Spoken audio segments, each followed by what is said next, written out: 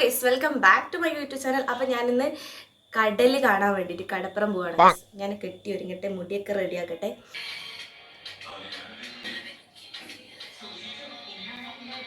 Lipstick ഉണ്ടോ guys? അപ്പം ഞാൻ മുടി കെട്ടാണ്.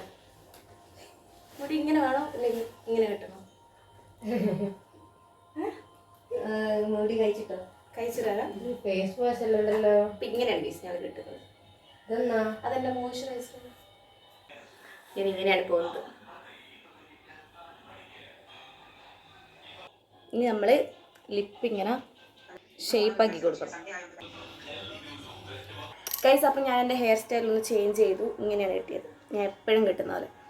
അപ്പം ബാക്കി ബീച്ചിൽ പോയിട്ട് കാണാം ഗൈസ്. അങ്ങനെ ആള് ബീച്ചിലേക്ക് പോവാണ്.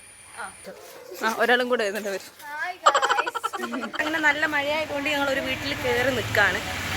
അങ്ങനെ ഞങ്ങൾ മഴയത്ത് ബീച്ചിലേക്ക് പോവാണ്. ബീച്ചിലേക്ക് പോവാണ്. കടൽ വന്നിട്ട് ഇപ്പൊ സുനാമി വരും. സുനാമി വന്നിട്ട് അമ്മയെ ഒഴിച്ചു പോകുന്ന ലൈവ് നമുക്ക് വൈകിട്ട് കാണാം.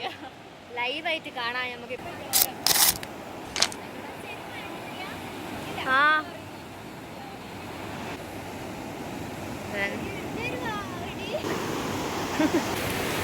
ഗായ്സ്, മഴ മഴ ഗായ്സ്. അങ്ങനെ നല്ല മഴയാണ്.